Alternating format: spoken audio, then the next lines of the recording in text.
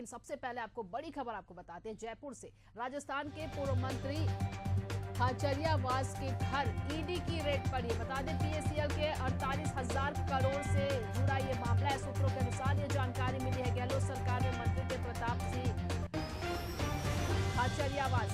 तो बता दें आपको राजस्थान के पूर्व मंत्री खाचरियावास के घर पर ईडी की रेड पड़ी है। पीएसीएल के 48,000 करोड़ से जुड़ा है, घोटाले से जुड़ा है ये पूरा मामला। गहलोत सरकार में मंत्री रह चुके हैं प्रताप सिंह खाचरियावास। और ये खबर आपको बड़ी खबर बता रहे, छापा पड़ा है 48,000 करोड़ घोटाले से जुड़ा ये पूरा मामला है। चलिए फोन लाइन से कुलदीप सैनी हमारे संवाददाता जुड़ गए। क्या कुछ जानकारी मिल रही है? ईडी का छापा पड़ा है कुलदीप।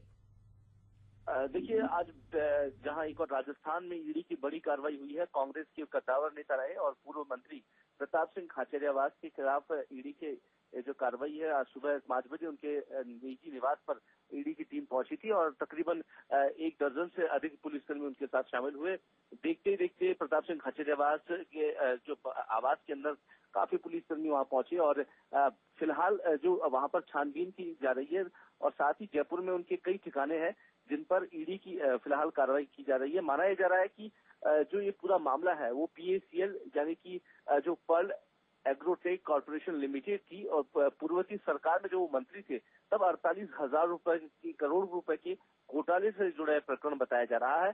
फिलहाल प्रताप सिंह खाचरियावास इस बात का दावा कर रहे हैं कि ईडी की तरफ से जो कार्रवाई की गई है वो सिर्फ वहां पोजीशन में जांच के लिए की गई है, लेकिन खुलकर अभी जो खबर सामने आई है कि वो उसी प्रकरण से जुड़े हैं जहां पर 48,000 करोड़ के घोटाले की बात 2016 से सामने आई थी।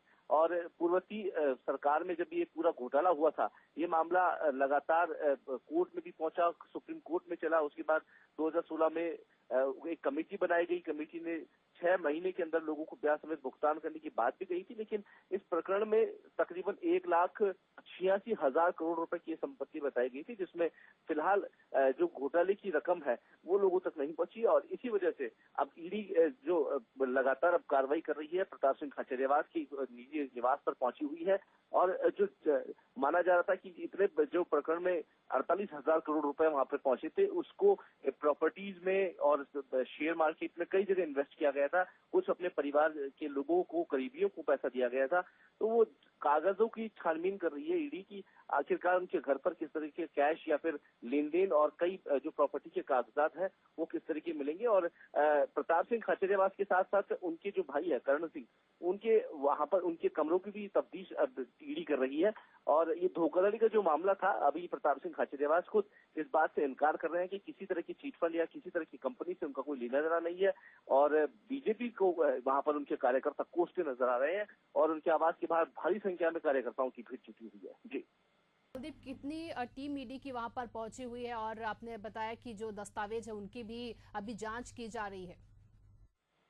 जी, जिस तरीके की हमने देखा कि हरियाणा में रॉबर्ट वाड्रा की वहां पर भी ईडी की कार्रवाई हुई है और अब राजस्थान में कांग्रेस के एक बड़े नेता के यहाँ पर कार्रवाई की जा रही है। तो कहीं ना कहीं कांग्रेस की ओर से लगातार बयान जारी हो चुके हैं। अब खुद प्रदेश अध्यक्ष जो कांग्रेस के हैं